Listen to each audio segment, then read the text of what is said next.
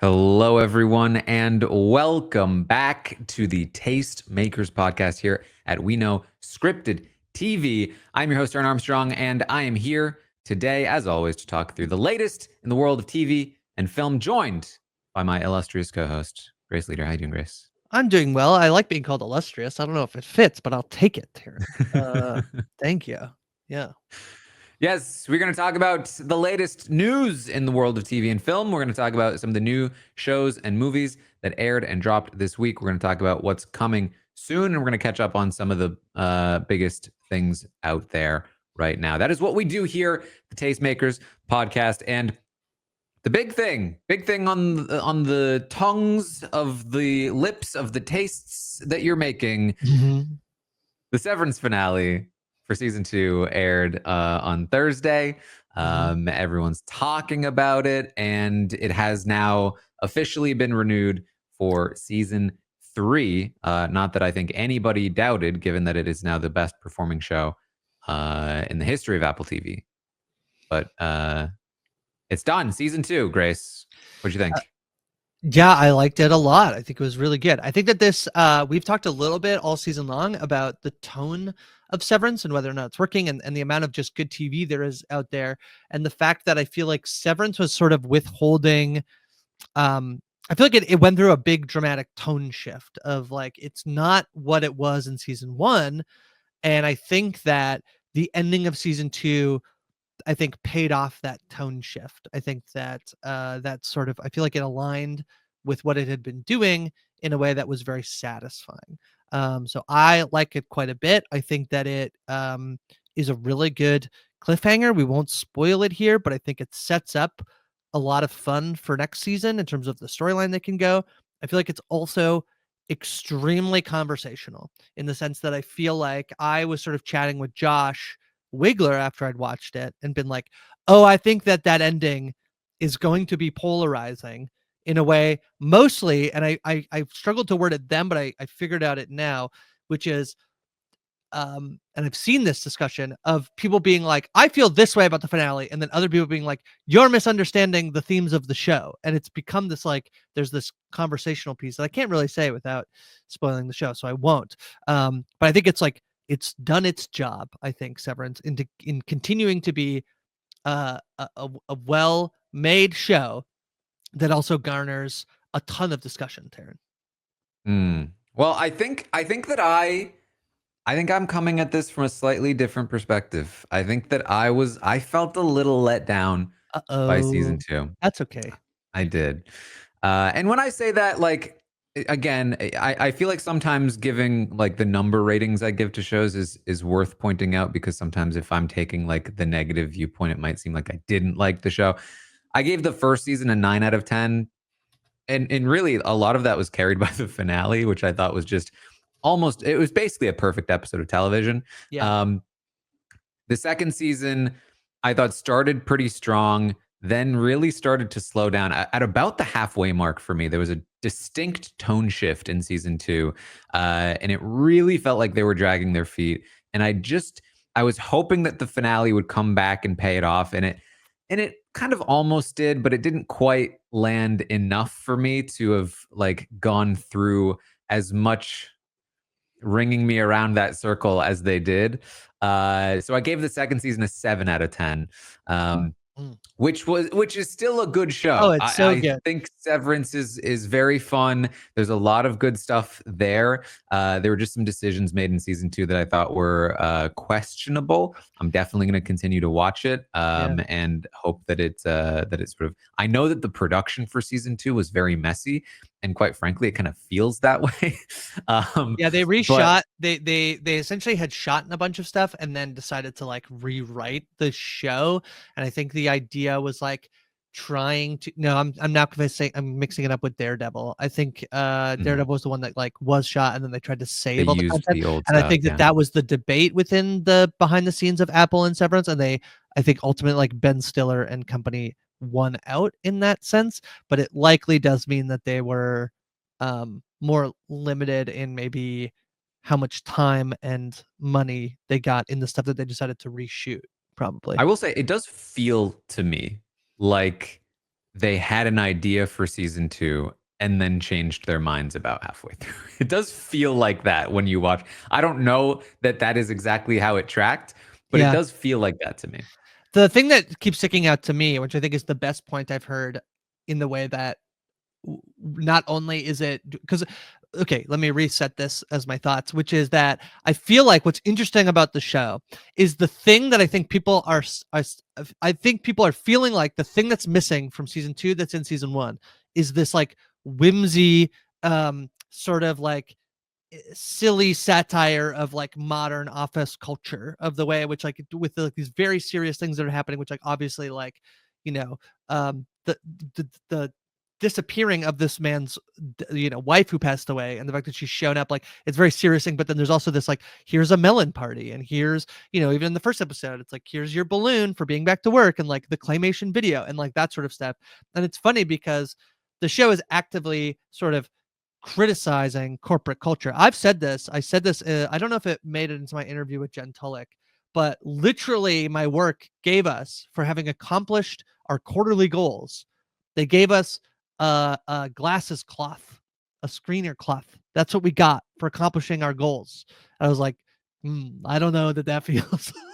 It's like, and so I feel like in the show, that's like, here's the sort of like superficial rewards, like the stuff that Dylan gets. That stuff is, that sort of element is missing. It's there at the beginning, and it's missing in season 2. But it's funny because the show is like actively criticizing that type of stuff, and yet we're like, but I actually still secretly want that. I want the whimsical thing of the show. The show got much more serious, much quicker. I think even just like the lighting of the shows, even the MDR room is like, back half of the season is like pitch black for a lot of times, but the best argument I've heard, like, I think that makes sense story wise, but you pointing out, like, by the end of episode 1, it's like, we're back, baby. Said we're back in the office. Our crew is back together. We're good to go. And then like they rip it away from us so quickly in a way that I think is actually unsatisfying as a viewer. If they get the season, maybe even is better if we don't get the like, we're back at work, even though I think that still tracks with the story of the show. But I do that really has stood out to me, Taran, as an insight into the show, that you made, that I liked. Yeah, I think that I often am wary of not necessarily stories like this because it's a fairly unique sort of take, but the kind of story that will have a particular setting, and then there's this, and it often happens in YA actually, but where it's like, we need to rebel from this setting, like some Westworld. big Westworld, exactly. Cataclysmic event happens, and the unique kind of thing about the show has been kind of destroyed because now we need to do a thing separate from that. And so there's always a choice that's made, which is, do we come back to the thing? Like Squid Game is another example. Are we doing another Squid Game, or are we doing the rebellion to stop the Squid Game? They did it extremely well, I think, actually. They did. I thought they did it very well. And I think that you really have to like figure out which one you're going to go with, and how you're going to do it successfully. And I feel like Severance didn't quite walk that line for me. It was, but either way, I think it was very clearly a successful season 2. I'm excited to see what happens with season 3. Grace, go ahead. Just that I think that these are the type of shows that will work ultimately better when we've finished it than it are when we're in the middle of it. I think that I think Lost has a little bit that you see people going back to the finale and being like, actually, that is actually perfect. That makes a lot of sense. I think that there's Westworld. I know. We can actually, I know. We can quibble about it, but makes sense. Perfect. I don't know. Whatever. Westworld is one that I didn't watch last season, but I hear a lot of people be like, "Oh, actually, they were kind of nailing it by the time we got to the last season." I haven't actually watched that, so I can't comment on it. And I also can't compliment it because I didn't watch it. But I feel like there is a thing of, in the middle of the thing when you're losing the thing, it feels like you're just missing it, rather than like you're not getting what you're supposed to be getting, rather than it being part of this complete story. And I think that is quite interesting in terms of the place that Severance is in, which is of its own making. Personally, I feel like they did a perfect amount of revealing this episode in terms of the things that were directly important to our characters, rather than what we don't get at the end of the season is the explanation for, we can actually get the explanation for why things are happening, like what they're doing, but we don't get the why for Mhm. why that actually matters, which I know can feel annoying, but I actually think it's better. I think that like the closer we stay to the core like character stuff, which is in the show, Mark and Helly, and the closer we stay to that, the better. And I feel like they did a good job of giving us more about that instead of going to like the end of the story and saying like, actually, here's why the whole thing is happening. I thought that they did that pretty well. So yeah. Yeah. Well, speaking of Severance, which is on Apple TV, there have been a few articles coming out recently talking about basically how well it's doing. And it has been reported that they are losing over $1 billion a year on Apple TV Plus. But there's different takes on this. In on Fortune, it's like basically the reporting is they're fine with that. They're willing to do this. They're still like continuing to try to build this up. Other takes are a little more pessimistic, and talking about like they're still not profitable. Like nobody's caught up to Netflix yet. So I mean, this makes sense to me. Apple, and for the record, most streaming services, in fact, I think almost all of them, aside from Netflix, are in the red. I think Paramount actually is doing decently in terms of making up for its spending, but most of them are still operating at a loss, trying to catch up to Netflix, which is the by far the biggest and most profitable at the moment. But Apple's really spending a lot on a few amount of shows. Yeah, looks like Netflix makes money. Warner Brothers Discovery, as of this is as of 2023, so we can't take into 2024, which I think does change things a little bit. Warner Brothers has a slight profitability. Disney, Paramount, and NBC are all operating at least $1 billion loss, but that's as of 2023. And I think that they've, I think Paramount in particular did say that they closed. I think the Olympics. They closed the gap. They closed to about $400,000 in loss, which is like is that right? Or maybe it's 400 million. It's probably 400 million. It's 400 probably million. 400 million. Yeah. So they're closing. It does seem like all streaming companies are actually closing the every year. They're losing, which is a couple of things. They're not there's not this like arms race of content creation that was happening. There was this idea that like you had to create as much content as possible in order to like create that. And I think a lot of folks are feeling like that's actually not what you need to do. You need to be a little bit smarter about what you're making. The Apple TV thing is really interesting. I don't recently you're able to actually add Apple TV through your Amazon Prime account. So if you have Prime, Apple TV is now one of the things that you can like subscribe to as an add-on, in addition to like things like Stars and all of these other sort of niche content you can now add on an Apple TV thing. I logged into Amazon Prime to go watch The Wheel of Time and noticed that I could watch Severance if I added an Apple TV thing. I think it's very I don't know why anybody in their right mind would want to use the Prime Video UI to watch anything other than what they have to. Okay, I have two. I think X-Ray is maybe the best like thing that any service has that's not like content. I think like so that's one thing. I don't actually know how many people use it. The other piece is if you're Amazon, this is a smart move, and the reason why you might do this is if you do subscribe to a bunch of different Amazon, if you are subscribed to Amazon and then you get your Apple TV and it's all in the same place, there is some potential utility to that. This is basically like a cable bundle, right? Of like, and I pay Amazon and then what else do I want to bundle with it? I think that tells us a lot about Apple, in that Apple, I think probably more than a streaming property, wants to be a studio in terms of the way in which, or not wants to be, but probably should be, in the terms of like they should continue to make content and sell that content to other places. And I wonder whether or not that is being taken into account when you look at like Apple's profitability, if like what they sell off to other places makes sense. But the one of the best insights I heard about Apple TV that was really interesting is it seems silly that you have people who have Apple products who then like people don't really have Apple TV. And that feels to me like a mismatch. Like if you think about how recognizable and how used the Apple product brand is, and then the fact that people don't have this thing that inherently you should have when you have Apple. Apple also just added Apple TV to Android products, which was able. I've never been able to watch Apple on my phone, which I can now. The thing that's interesting is that it's not really how people watch TV is on your phone. Apple is not one of the ones that I think is as well ingrained in like, and TV is not a product that I feel like I associate with Apple. I often have a Sony or whatever people have, Samsung or whatever people have.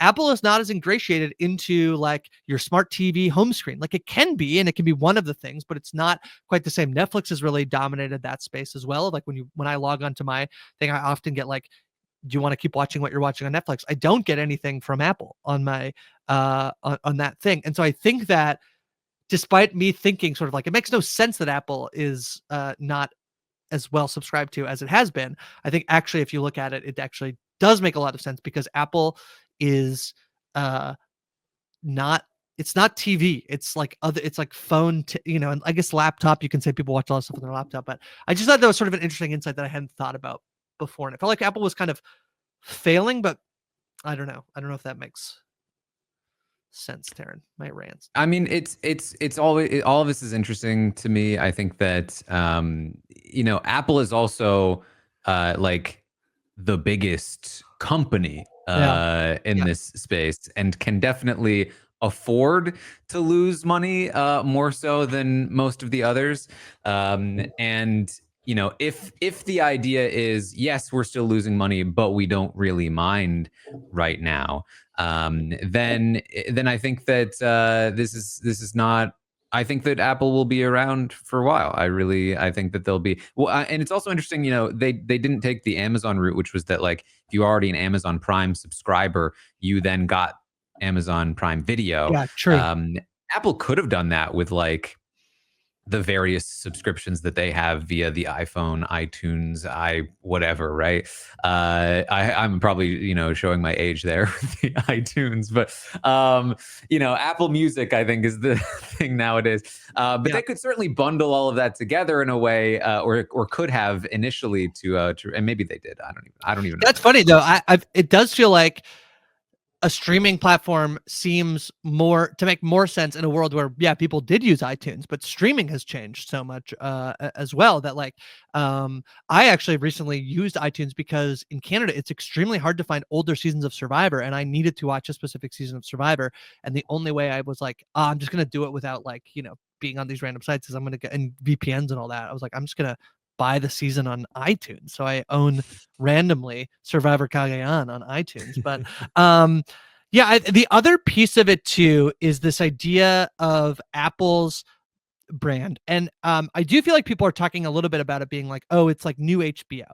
And the one difference, I think the quality of television that they are putting out is extremely high. And this, I think, aligns with their brand extremely well. Like when you think of Apple, it's not that they make a million products. They try to make a few products really well. And we can quibble. Like I'm not an Apple user, so we can talk about whether or not like their products are actually good or not. I don't really care about that, but that's the brand that they've built. It's like high quality products, like the new iPhone, an iPad. Like they don't have this like massive swath of all these different things that they're putting out. They do a few things really well, and that seems to align with the way that like they went out and they as well as the Clooney Pitt movie did or did not do, like that was their model, right? Of like, we'll get the best filmmakers. Killers of the Flower Moon, we're gonna get Scorsese to make a movie for us. The Diplomat, or not the Diplomat, Disclaimer, sorry, the Cape like this is the type of model that they're going with.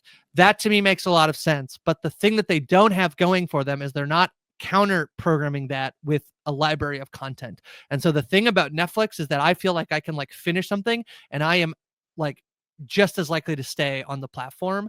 If I'm want to watch something else, I might be just as likely to be like, okay, let me see what else like Netflix, has in their top 10 right now.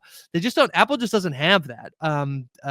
They don't necessarily have the like, here's the perfect thing to be fed up to you next, in the way that Apple does, just because there's so much content. And that's what HBO had. HBO, when it was at its peak, had the best movie library ever, and Apple just doesn't have that, and it's probably quite expensive to try and have that. So in terms of a streaming platform, I don't know that I see it becoming anywhere close to Netflix. As a creator of content, I will continually put it up there as like, it's producing some of the best content, and I hope that stays, because what do I care if the streaming platform does well or not? I just care if they put out content.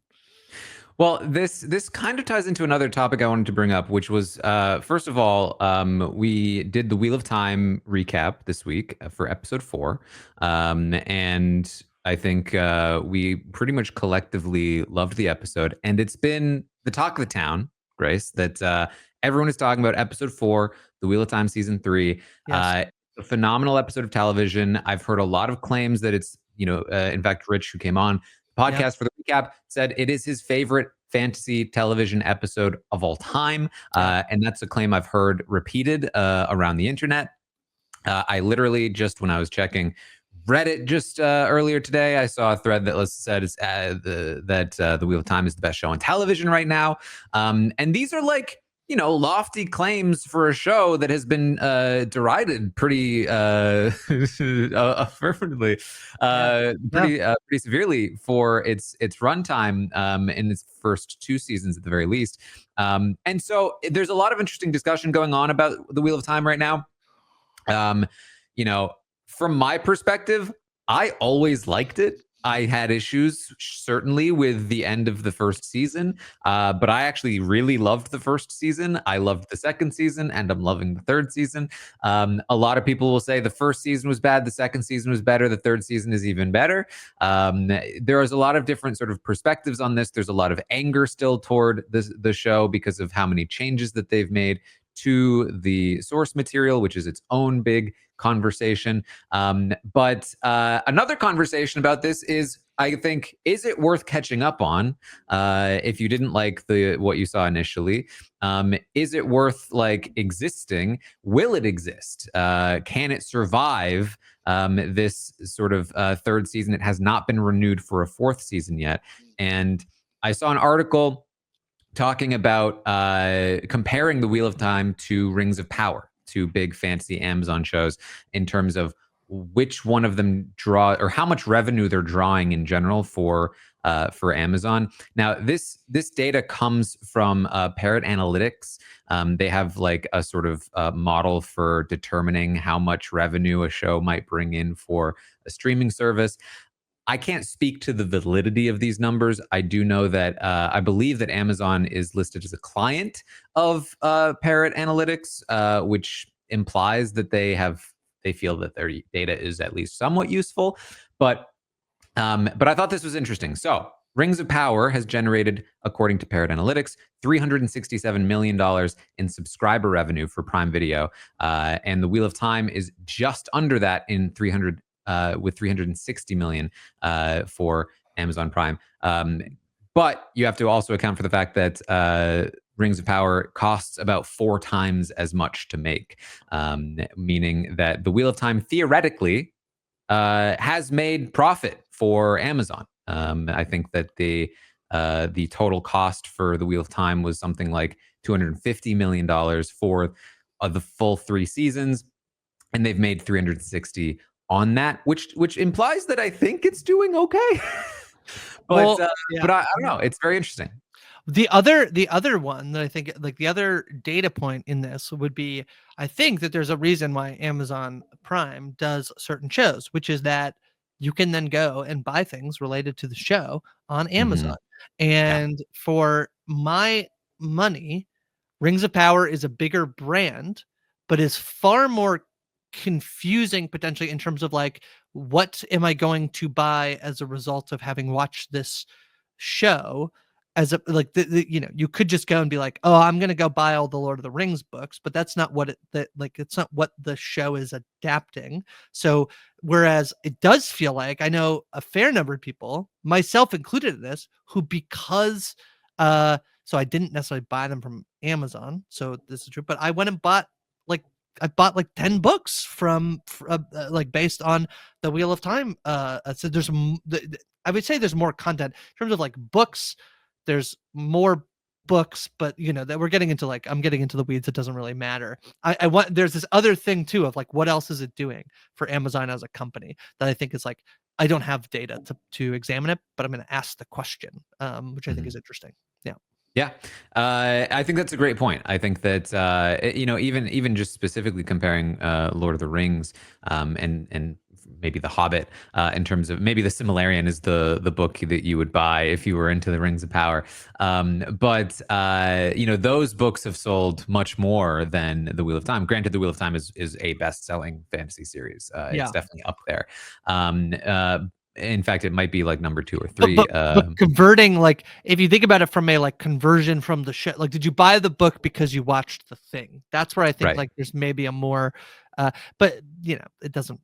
I don't think it really matters to say, like, I'm trying to basically discount the argument that is more true for Lord of the Rings than it is, or Rings of Power, than it is for Wheel of Time. But I don't know that I can actually say. Well, I mean, I think if anything, you're more likely to see more sales for the Wheel of Time than you are for Lord of the Rings, because that market has already saturated so heavily. Yeah, that's kind of like the point I'm trying. Yeah, somewhere. Yeah. Yeah.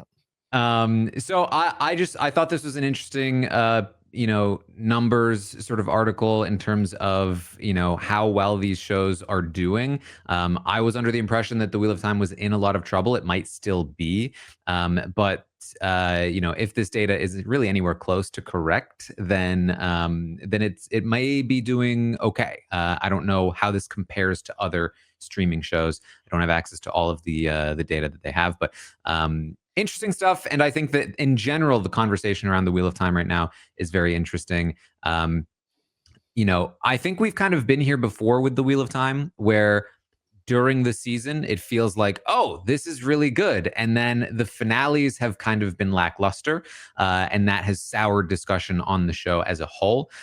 So we may end up in a situation like that again. But I really do think that the hype is not unwarranted. This episode is really good. I think the show in general is really good. It is not super accurate in terms of details, or even sometimes broad, strokes. But it definitely, to me, still has the feel, the very general idea of the show, and is occasionally nailing some of the specifics. So I'm really enjoying it. Yeah, I mean, I had heard this a little bit, especially not people who have never watched the show, but more so people who were like, oh, I watched season 1 and didn't really jive with it. And those people might be book readers or not book readers. I think especially, I think I mostly can speak to non-book readers, because I think if you're a book reader, I almost feel like you have a better sense of this, either you, Taran, or people out there, about whether or not they should do it. But I feel like it's there. I'm not really trying to crack that audience. I do think the piece of Wheel of Time that is the barrier to entry is how hard it can be to grasp some of the things that's going on. It is like, it's funny because there was this debate online recently, this past week, about the costuming in the show, and someone was like, oh, it's like, it's trying to say it's medieval. It's like, actually, it's not. The show's post-apocalyptic, not medieval, which I thought was like, I actually think the fashion in the show is like one of my favorites. But there is a way in which, like, even just that is like, doesn't hurt my brain, but it's like, I could see how that feels. Like, what do you mean it's post-apocalyptic? This love, and then like the language of the show, the terminology of the show can feel a little hard to like wrap your head around sometimes. But it's worth it if you find yourself vibing with it even the slightest bit. It is worth diving into it, because I feel like you can really you can chew on this thing. This is a thing that I fell in love with from Dune, was the way in which I felt like so lost in it when I first watched the movie, that I was so excited, because I was like, oh, there's something here I'm vibing with, and I'm going to get to like, swim around in this for a long time. So I would recommend it from that sense. And I think from a casual point of view too, like, this is, I think, this last episode is the highest rated show on IMDb, and we can quibble with like what that means and whether or not it's worth looking at, but it's certainly resonating with people. And I think it's worth watching. I think, to your point, this isn't a point you made, sorry, on the podcast that we of Wheel of Time, is that this is not a show that is going to break through and be the thing that every single person is talking about. But if you do get into it, you can find people who are talking about it in a way that, as good as any other like mainstream show was doing, it's worthy of discussion and conversation, and it's exciting to talk about. It's just not that, like, don't expect to go into your office and ask the person next to you, like, you watched Wheel of Time last night, because they are going to say no. So I think that that's sort of my, like, I recommend it, but you just have to sort of find the community who's talking about it, and you'll enjoy yourself. But yeah. Yeah. All right. Let me just quickly run through a couple of cancellation and renewal news. I can tell you that the Sex Lives of College Girls has reportedly been canceled after its third season. I believe they are looking potentially for a new home, but I would not have a lot of hope for that personally. Yeah, I agree. This is not a show I've watched, but the people who I know watch it really love it, and this was one that I think people were not just sad, but pretty like angry about. And I think that it is fair to acknowledge that there is sometimes type of shows that feel like they are representative of a group of people that sometimes feel like they unfairly get they don't get to like last as long as other things. And I think that's sort of where I was where that's what the sentiment I was feeling of, like, come on, you can't give us more Sex Lives of College Girls, you're gonna do everything else you do. So I think people are pretty disappointed by this one, and I will check it out at some point, but unfortunate to know that it's not coming back.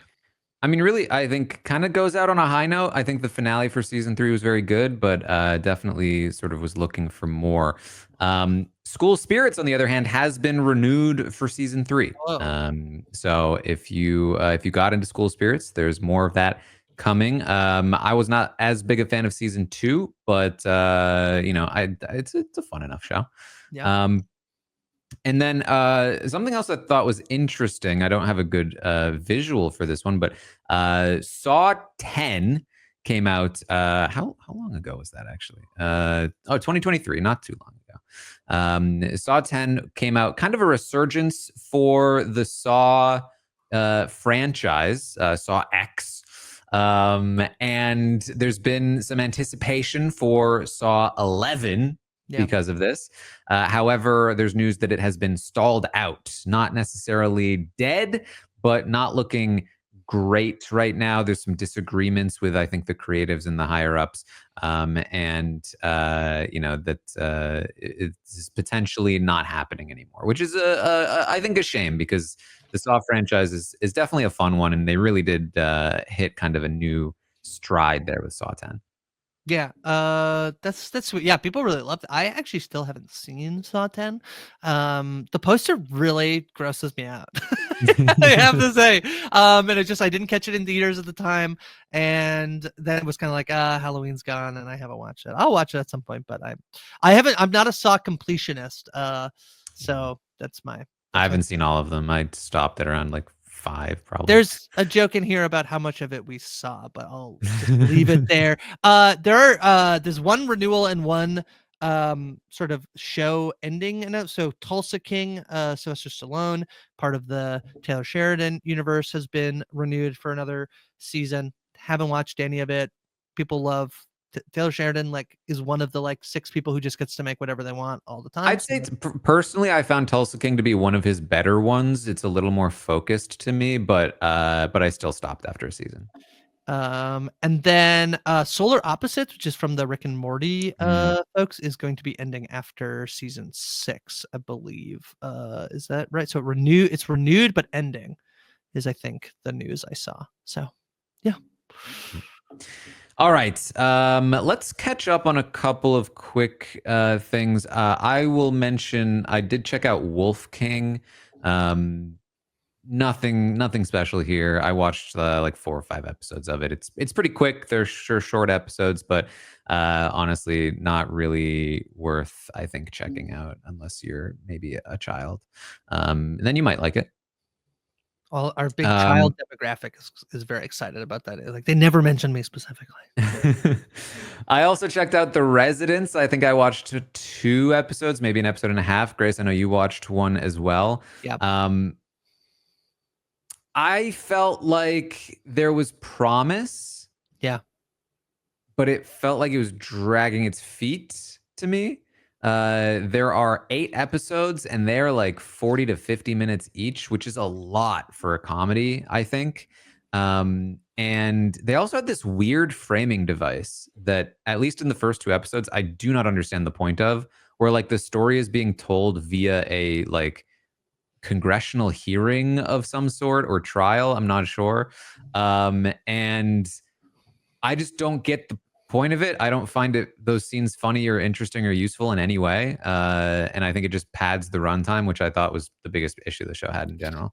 Yeah. So I went to go turn this on the weekend, and I like pulled up episode 1, and it was like 15 minutes, and I was like, oh no, not right now. And I just was not in the headspace for. And I know that sounds silly, but it was like, no, I'll watch it later. So then I watched it this today over lunch, and I totally agree. You know, the other thing that's so interesting about this is it's like billed as a mystery drama. I know on IMDb it says comedy, and maybe like Netflix has it a little labeled a little differently, but it's filled with people I really like, who I mostly like for being extremely funny. Between Uzo Adebayo and then Ken Marino, who I love, is in this, and who's the other guy? There's the other guy. He was in Fresh Off the Boat, and he's like fake. He's fake Jim Halpert. Can't remember his name. Oh yeah, I know who you're talking about. Yeah. I'm like, you know, Jason Lee, Randall Park is who I was trying to pull up. And I'm like, this should be so great. And I do think it was better than I was expecting, and yet something's off about it. It is a Shondaland show, which maybe like did track for me a little bit after I watched it. It's like, oh, it's a Shondaland show, so it's much more of this like. Let me just pull up to make sure I'm speaking not out of turn, but like Shondaland does like How to Get Away with Murder and Bridgerton and Grey's Anatomy. I feel like it does kind of track with it's more vibey with that than I think. I was kind of expecting more like Man on the Inside, No Good, like that sort of comedy, and it's not really that. It's you know, it's a little more serious. I wasn't put off by it in the sense that I won't watch it because it's not good. I think there's too much on right now that it's not bad. It's just yeah, too long and not focused enough, I think. And when there's so much other good stuff on, I just don't think you can sort of justify the time commitment unless you're really into it. Yeah, and I would love to know if people watch more of this and say that it hits its stride and figures out what it is. This is a show that I could see like next year when season 2, like, or not next year, but like whenever season, like say it gets renewed and season 2 is coming back, and it actually is, people are like, this is really good. That would not surprise me in the sense that I think it has enough of a foundation of what it is trying to be, that if it can kind of like figure it out, like think about like the early days of Parks and Recreation. I know they're not the same show, but like that show took like a bit of time to figure out what it was, you know? And I think that this is the same thing. So it's just if it gets that sort of runway. So we'll see. I don't know. I don't know that I'll watch much more of it unless I hear amazing things about it, which I feel a little bad because I like a lot of people involved in this show. So, all right, Grace, what else did you watch this week? New things. all right. Well, let's talk about like all of the serial killer, true crime adjacent stuff. So I watched Happy Face, which is the Happy Face based on the Happy Face killer, based on I believe it's based on a podcast of Melissa Jesperson Moore, who is the daughter of the Happy Face killer, who was a killer in the, I think, 80s and 90s.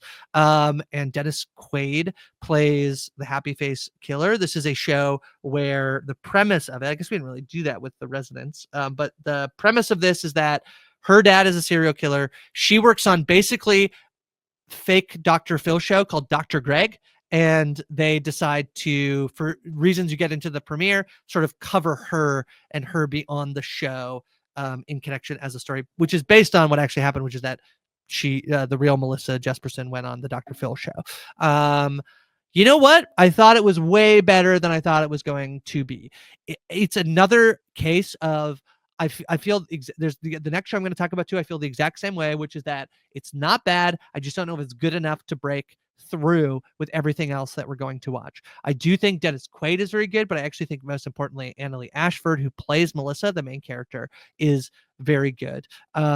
She's performing well. It's about her connection to her father, the way in which she's impacted by having a father who's her girl, not just now that she knows, but also the way in which when she was a child, her dad did nice things for her. And you learn kind of very early on that sometimes he would do those things out of the guilt he would feel of like trying to suppress the bad side of himself. And so now she's looking back and be like, oh, all the loving memories I have of my father are actually inextricably linked to the fact that he was a serial killer.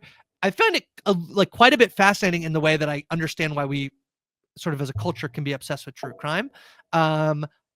I don't know. Only I watched the first 2 episodes. That's all that's out so far. I will probably keep watching it. This could be a show that I almost felt like by the end of episode 2, I was like, isn't that the show? Isn't that what, like, aren't we kind of done here? So I'm interested to see what they do moving forward, but I also worry that they like did all the plot already. So we'll see. 8 episodes again feels like a lot to me for the premise, but I haven't watched it, so It's so funny that there used to be the joke that like while American sitcoms were doing like 24 episodes, and then British TV was like, we'll do 13, and then Americans were like, we'll do 13. They're like, we'll do 6, and now it's like we'll do 8, and they're like, we'll do 4. Actually, we'll do 4 episodes of TV. But more and more, it's maybe becoming true. Like I'm with the British in terms of like, I don't know, the Happy Face needs to be 8 episodes, but it's just it has to fit what you're doing. Like the Pitt can very easily be 15 episodes. Yeah. Mm-hmm. Because the format supports it. But when you have like an idea that is basically a movie and you turn it into 8 episodes, it just doesn't work. Yeah. All right. You also watched Good American Family? Good American Family. Yeah. Another one that I'm like, you know what? This is one that as I was watching it, I didn't really know the full story of the thing. And then I'm like Googling on the side, like the real story. And I'm like, oh, I get why they made it a show. This is actually like pretty fascinating. I worry a little bit that I'm like, even if I think the show is good, I might as well just watch like there's I think at least 2 documentaries on this thing, so I might as well, and like probably a million podcasts. I should probably just go do that. The 5.7 out of 10 out of IMDb is probably about right. I don't think it's necessarily good, but I think it's kind of like interesting, and I think it fits so well with what we were talking about last week, where we're like, what kind of project is this for Mark Duplass? This is not. I don't think this is like creative art, I'm not doing it for the money type show. So if people want to skip this, I totally get doing that. I don't know. I'm kind of intrigued, but in the same thing, I'm intrigued in the way that we all kind of get intrigued by true crime. And probably if I just watch something else, I'll have that satiated and don't have to spend however many episodes of this there's going to. I think our initial concern about this show was like, how is it going to handle? It feels like it could be very exploitative. That's definitely a sentiment that I've seen in response to the show, is that they feel like it's exploitative.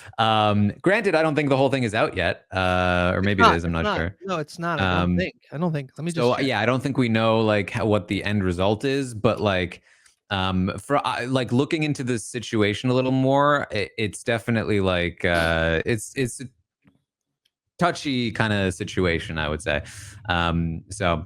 This, without I think spoiling the entire premise, this is the show about a Midwestern couple adopts what they believe to be as a little girl with dwarfism, and they begin to suspect that she may not be. I think a little girl is essentially the idea.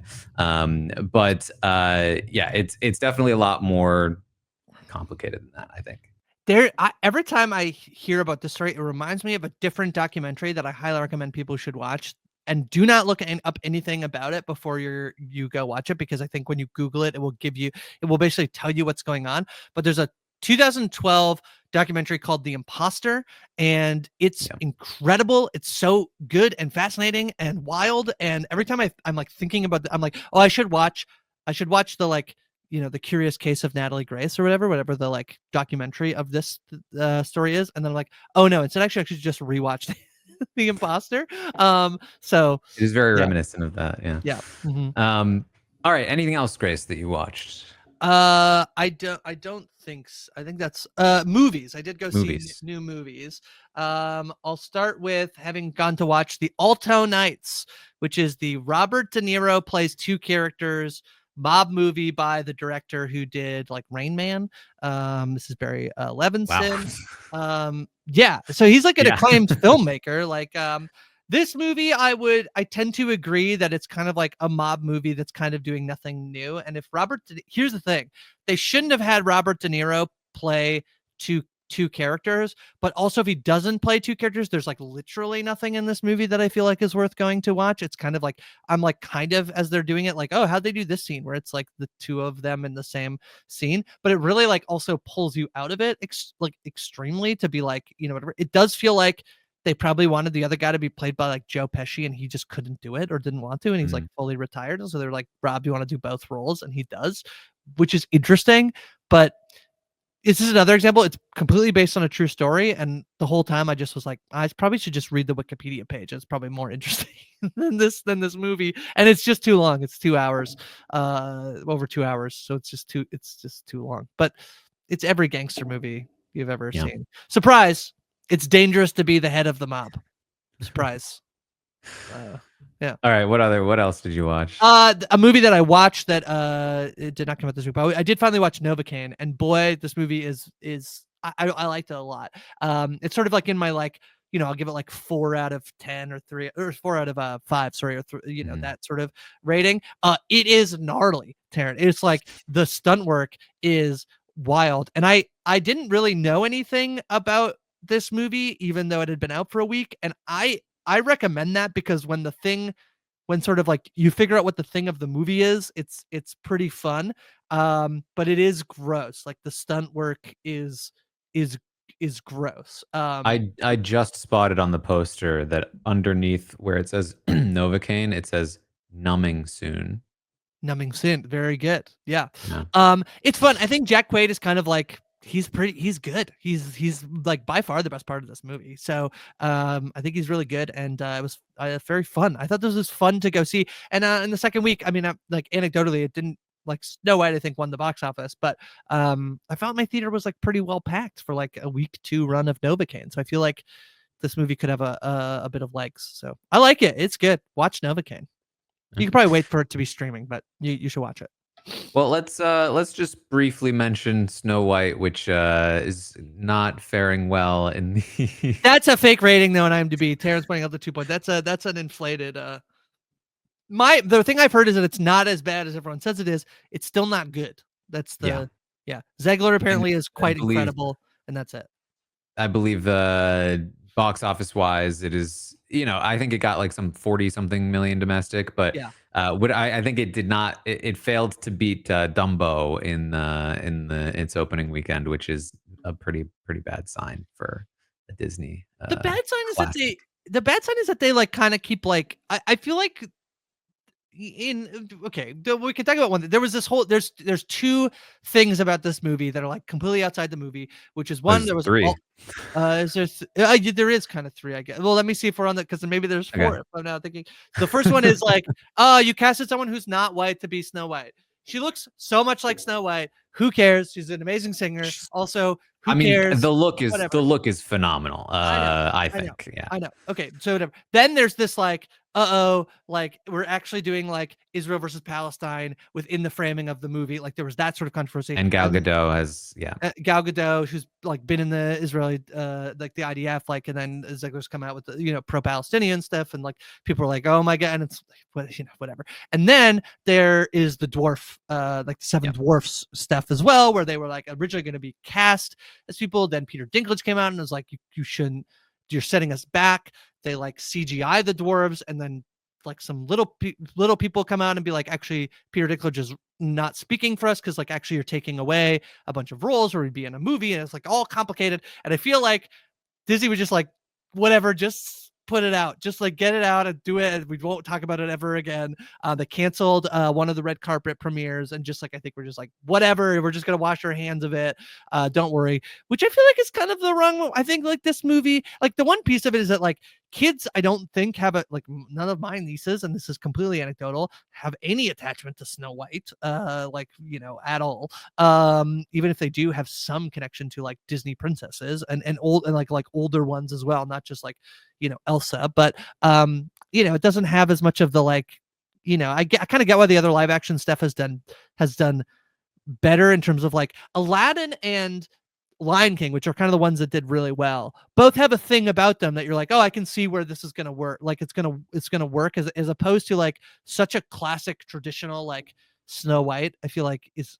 I mean, Snow White was like Disney's like original sort of like massive hit, I think. But I think in the modern day, if you're gonna like redo something, you can see how like, oh, let's see what the genie, like we're gonna do the genie, and like the language, like, oh, we're gonna see the animals are gonna be, this one, it's like I don't know. There's like a less there, I think, and so it doesn't feel quite as exciting, and then it just like failure to launch here, that it just like never actually happened. But partially, I think, is like Disney, they gave up on it. They made a decision that they thought made sense, but it really feels they were like, whatever, just put it out and don't worry about it. I think that like in a time that is so politically charged, I think we're continuing to see examples where if you manage to draw the ire of like both major political ideologies, you will be just demolished by public opinion. And I think that's what Snow White managed to do. Yeah, because I honestly think that like if you look like, I mean, like, I believe in cancel culture from the sense of like I think people should be face consequences for their actions.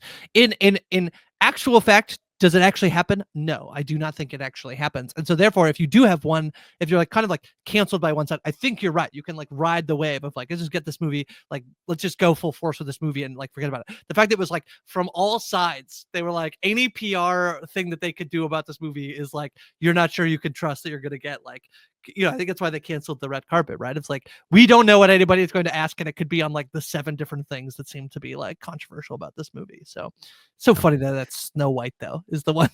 I know. Yeah. So whatever. All right. Well, we are already going long. There's a lot more to talk about, so we're going to try to be a little speedy here. I did want to briefly mention the Pitt this week, just to catch up. Has continued to make headlines. I think this week was sort of like big episode, more big episodes coming, and I think even more eyes are continuing to be drawn to the Pitt, and it so far is really landing its final few episodes. So very excited about that. I did also want to bring back up Adolescence, which has continued to be in the conversation as well. I've seen it at the top of the Netflix streaming charts, not at the top, but in the top ish space for continuing for this week. I wanted to mention, we mentioned the one take scenes, and I said probably not one take. I know, yeah. And then turns out, no, it was actually every episode is fully one take, no hidden cuts anywhere.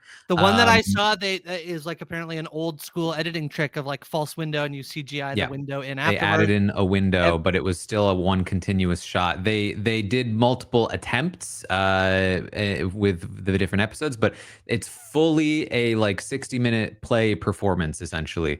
Something that actually ER did back in the day. They did a live episode. They did multiple live episodes. Can I tell you, not live, but it was all put together, and again, phenomenally made. The conversation that it's sparking, I think, is really valuable, and again, worth checking out.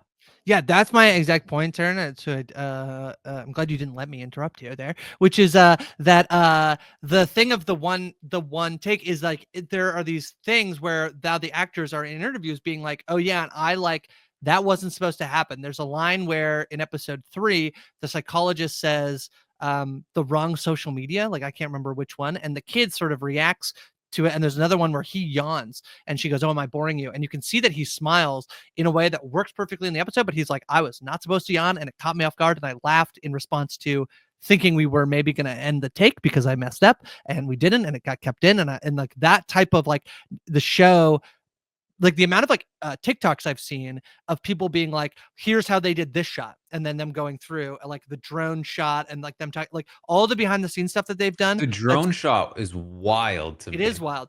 The fact that they are they are getting this level of like engagement with it on the level of like people like diving into the show in this particular way because of the technique they use. I think it's quite good for the show and quite good for Netflix. So it's really fun. Yeah. Yep. I also want to quickly mention that the White Lotus. I thought this episode. I've been a little lukewarm on the season. I feel like this last episode. There's 2 left after this one. It was episode 6. I feel like things are starting to heat up finally, and I'm starting to feel the White Lotus that I know and love for myself coming back. Oh, you And liked you liked this one, huh, Taran? You liked it? I did like this one. You were like, Not God, for any particular reason. I'm really starting to be like, all right, who is it? Who is it gonna be? And I'm really starting to try to figure it out. So I'm having more fun with it. Happy to say. I have not been able to. There is a thing about it that I have wanted. It sort of like sat with me for a little bit that I did want to talk about, which is I want to acknowledge that the White Lotus is not a show about good people. It's not a show about good people. It's about complex people who are often like rich and and even the people who we see who are like the quote unquote good people are also flawed and complex and part of systems that they work in. I have been sitting with the like Sam Rockwell thing for a little while and want to acknowledge that I am worried about the way media will talk and people will talk about the show in terms of that scene being so good, but in terms of there is some language in there that actually is like a little bit it's like reminiscent of the way that TERFs talk about trans people that I want to be like I don't blame Mike White because I think the scenes are reflective of the themes of the show, but I worry about how people interpret the scenes. I actually my big worry is about like media literacy, Taran, and the way people will be like, there's something about the way that like that scene, the thing I talked about earlier in the show was like we haven't really had any trans representation over the course of the show, and actually we're not missing a fair bit of like queer representation, and it was right before we sort of like get. Basically before that episode where it was like, okay, here it is.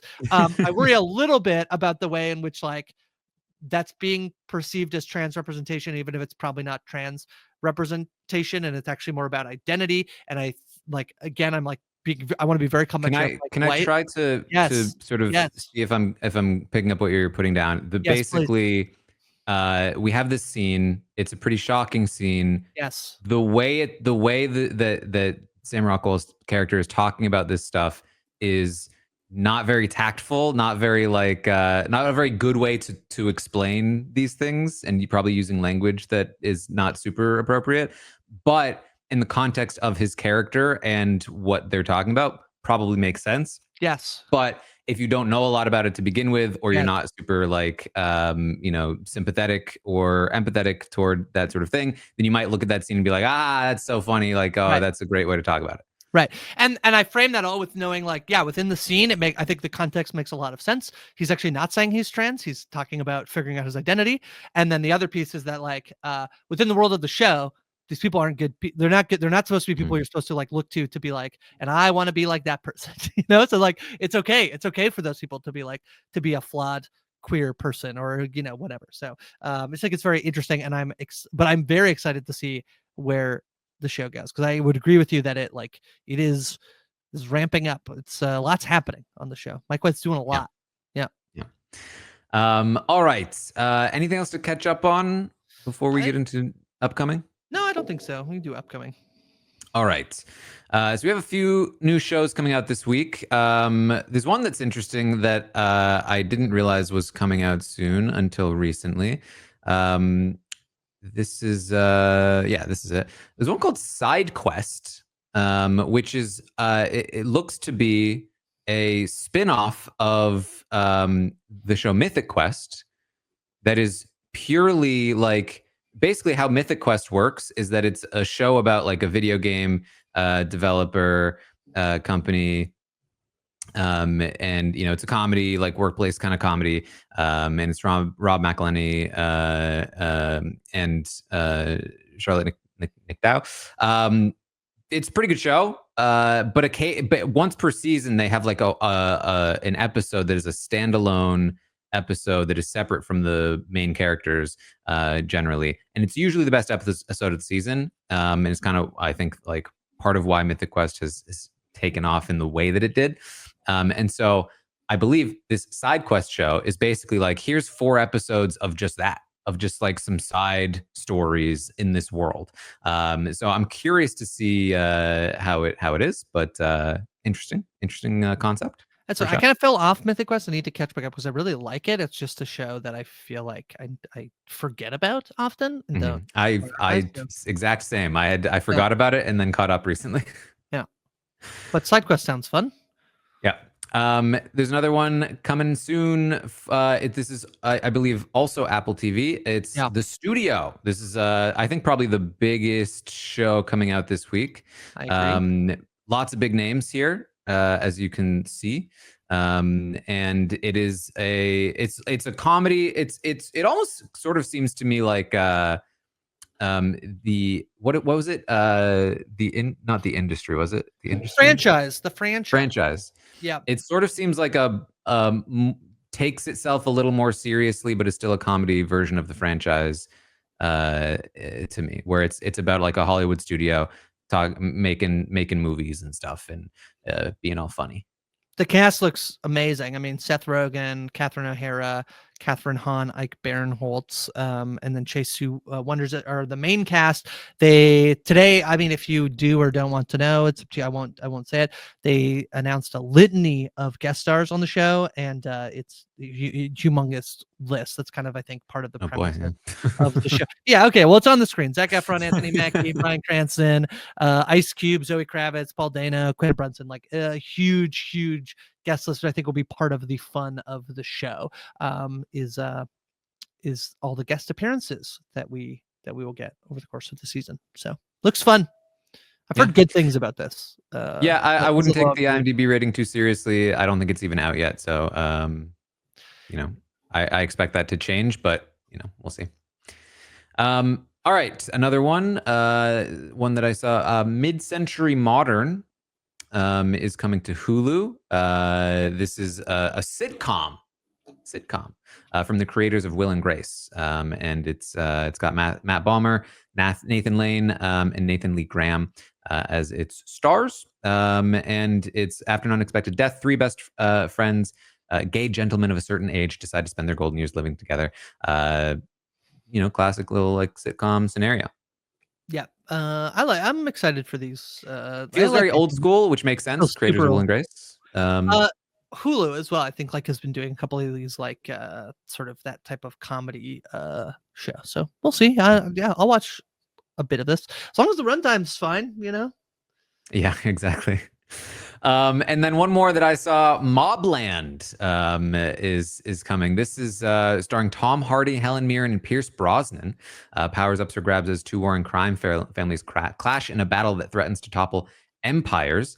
So pretty good cast there. And this is Ronan Bennett, the creator of most recently The Day of the Jackal, which was a big hit recently. So I think there's definitely potential here for this to be very, very good, very fun. This is Paramount Plus. Yeah, I've heard some things about the. I've heard it's fine. I've heard it's perfectly fine television. But we'll see. That's without me watching it. I will check this out. But it is I think that this is sort of a bit part of Paramount. We've talked about like Apple TV strategy. Paramount seems to have like I think Day of the Jackal was not them, right? That was smart. But this reminds me of The Agency. This feels like big swing show, big stars in a big concept, action-y type show. So I think Day of the Jackal was Peacock. It was Peacock. This Agency was Paramount, and that's what this is what that feels like to me. So we'll see. I like Tom Hardy. And Helen Mirren, isn't it? That's kind of fun. Pierce Brosnan. It's a fun cast. Yeah. All right. Any other shows coming up? Or should we talk movies? No, let's talk movies. I think the big one for me, Death of a Unicorn. Yeah, this looks fun. Week. This is Paul Rudd and her, who's super famous, Jenna it's Jenna Ortega. Ortega, but also Richard E. Grant and Anthony Carrigan, who people might know from Barry. I believe Death of a Unicorn is an A24 movie. Am I Yeah. right in saying that? Yep. Yeah, that to me says something. This came out of South by Southwest to, I think, pretty fun acclaim. They hit a unicorn, and that's the driving incident of the film. So it's a dark comedy horror, which I think, you know, is definitely a combination of things that doesn't bode well for its IMDb rating. But Mhm. could definitely be very fun and very good, I think. Yeah. What else you got? I think there's a new Jason Statham movie that looks exactly like the last Jason I Statham think movie. that's going to It's be called a working A man. Yeah. Working Man that looks exactly like Beekeeper, but it's Yep. not Beekeeper. It's A Working Man. This is from the director of The Beekeeper, so Love it it. makes a lot of sense. Expect to probably see this via somebody else's screen on an airplane, which is I how think I saw The Beekeeper. I think that's right. Yep. Yep. Yep.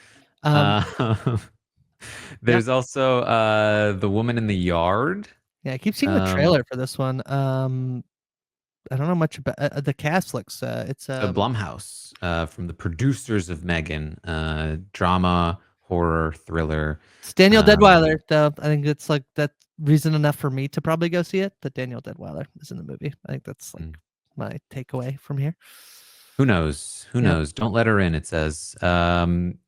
There's also The Friend, This which is came out of TIFF to bad reviews, so you mm, could go see it, but it was not highly acclaimed out of TIFF. I did not what are see you it gonna though, do? so I can't speak to it, but I've heard I about also it. saw The Penguin Lessons, This also, is yeah, this played at TIFF and had, I think, slightly better reviews. I think the standout in this one is oh gosh, his name. He plays a very famous. Steve Coogan is the main actor in this. Jonathan Pryce is in it. I want to go see this one. This one was one I had on my. I actually couldn't get tickets to it. I can't remember if I couldn't get tickets to it because I couldn't get to it, or because it was. This is a weird one too, where the release. I believe it aired. So it was playing at TIFF in September and had already been out in the UK and is now coming out in America in March. So that feels like not good for it. But I've heard people be high on it. So yeah. yeah, That's what I got. pretty good, pretty good. Fun little. I feel like things have the potential to surprise us a little bit. I think this week because Hopefully, yeah. I mean, the thing is that, like, even if nothing hits, there's still so much going on, Yeah, like, exactly that right. it's not that big of a deal. And we have some big ones coming up. Last of Us coming soon, Andor coming up at the end of April. Mhm. Black Mirror, as we talked about. So definitely some big things coming up. This is probably the last week before we start hitting like a big show like every other week at this point. So Yeah. Um, uh we'll see. We'll see. I think the studio and Mobland, I'm interested to see how they land. I'm not super optimistic about either one, but we'll see.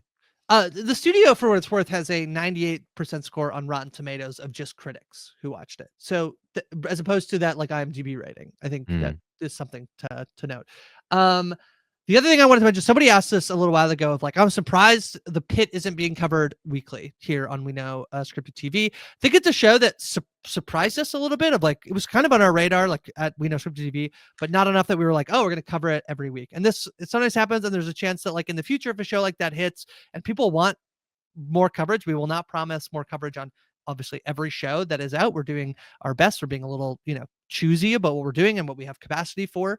But we are going to do, I think, a spoiler-filled, reaction pod at the end of the season of The Pit, and we'll be joined. I'm just going to say it, and obviously schedules can change. We'll be joined by Mike Bloom, who's actually been doing some coverage for it over on Parade. Interviewed some of the cast, so Mike Bloom is going to join us for a Pit recap at the end of the season's run, which is still a few weeks away, but I thought I'd throw it out there. Yeah, I mean, I just know from my perspective, like, I think that generally, at least for me, what I've often done with the recaps is like more genre stuff where there's a lot more like sort of lore to dive into, and so it wasn't sort of an instinct of mine to be like, oh, let's recap the Pit. But I do think it would have worked. I do think that there's a lot in there. So I'm definitely excited to talk more about it. I think by the time that you and I were like, oh, we should do spoiler talks on this, like we were looking to be halfway and then we were one episode past that. So then we're like, oh, is it worth it going weekly now? So I just flag it more as like, I'm giving the reason why we didn't do it and what our plan is to cover it, because we know that it is a show that I think is worthy of a deep dive. But also, if you see a show that's being covered, the promise is not, oh, we'll cover it if people ask for it, but we have to be like if people are are looking for stuff, let us know, and we'll bandy it around with the powers that be. So yeah, but we are coming back with a Pit spoiler conversation. So yeah, there's a lot of I saw there's a bunch of TikToks that have they're like TV people that I follow that like the joke has kind of been like they're like, here's 5 things you could watch that came out this last week. Number 5, The Pit. Number 4, you should watch The Pit. Number 3, The Pit is the best show. Number 2, The Pit. Yeah, people are loving The Pit. So I mean, listen, I for the first time watched Severance first this week because it was finale and I was trying to get it done. And I was a little, it was fine. So high on Severance. I gotta get it done. I gotta watch. That's kind of how I was feeling. I know. And then after I finished it, I was like, I'm gonna also watch The Pit tonight because I really want to end on a high note. Yeah. Don't blame me. All right. Well, listen, we're already pretty long, but I guess one more. Survival of the Thickest is I only pointed out because it's an actress I like. It's a Netflix comedy drama that's coming out, and it's Michelle Buteau, who is in she's been in a bunch of stuff. You'd recognize her if you saw her. Drop it on Netflix. Comedy comes out this week. Forgot that. I did watch a couple movies if we want to squeeze. Please. It's my favorite tradition. Where you watch the movies. I watched Sonic the Hedgehog 3. Oh, very fun. What'd you think? I loved it. Listen, I have a lot of nostalgia for Sonic Adventure 2, which was pretty much the one this one was covering. And man, when they played certain songs, I was just like goosebumps, loving my shadow here. I think the Sonic franchise is really good for what it aims to be. Jim Carrey is phenomenal. I thought it was really fun. A really fun movie. He's doing his best double role. He's playing both himself and his just like Robert De Niro. Yeah. Geez, him and Robert De Niro doing the same thing. Yeah, I don't have nostalgia for Sonic. Sonic was not a game I played often as a kid, so I don't have it. And so my thing is I'm giving these movies I think that they're good for what they are, but then I feel like the people who do have nostalgia for them are like, oh no, it's this is really working. So I feel like that's my Sonic take. I also watched Gladiator 2. Oh, okay. I thought it was excessively mediocre. Yeah, they just did the same movie again, and you're like, why do we make this way worse? But way worse and with more CGI, you're like, okay, all right. I love Ridley Scott being whenever he's asked don't you think it's not historically accurate? And he's like, how are we to know? It's the funniest thing of him. They could have turned the Coliseum into an aquarium, I guess. You're like, I guess. There's a moment when I thought the movie was going to work and then it just didn't. Yeah, I think he's good and he can't like a Paul Mescal. And also he's kind of he's not cast properly. What do you think of Denzel? What do you think of Denzel? Because I thought that's Denzel, I think, was the make or break for this movie. Yeah, and that's where there's a moment when Denzel is doing his most Denzel stuff that I'm like, this could work. Yeah. And then it felt like they kind of just decided, now we're gonna make this super generic instead. He should have been nominated, I thought, for his role, and I think his last scene is awesome. It's maybe the best moment of the movie, and it's mostly because of him. So yeah. I also watched there's two more quick ones. I watched Dungeons and Dragons finally. This is 2023. Okay, very fun. I heard this was better than it had any right to be, and I think that's a very accurate take. I think that it was very fun. So there is Dungeons and Dragons news that came out a couple months ago that I believe are they doing they're doing something. They're doing something that's not another one of these movies, and I can't remember exactly what it is. And I remember people, they should just make one of these. I mean, it's probably not super cheap to make, and that's probably the problem. But I do believe there's something else D&D related coming. I think I saw, and I just can't remember. This made me completely understand why Hugh Grant was cast in Heretic, because he's really good in this.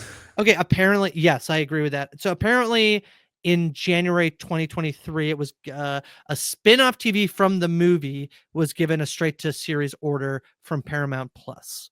So but then maybe that got nixed already. I don't know. I don't know if this would work as well as a TV show, but you know. Yeah.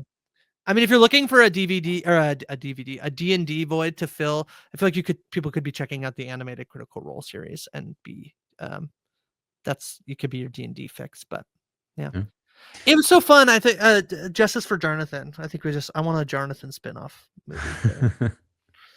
And then finally, very different feel. I did finally watch No Other Land.